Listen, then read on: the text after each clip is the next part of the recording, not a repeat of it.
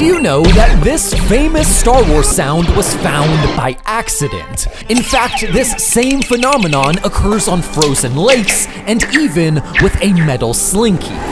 But why on earth does this happen? You see, when you strike a long, tensioned surface like a metal wire or a sheet of ice, the impact creates a wide range of pitches all at once. But in thin, bendy surfaces, these different pitches travel at different speeds. So the pew is really just the high pitches hitting your ears first, with the low pitches lagging behind.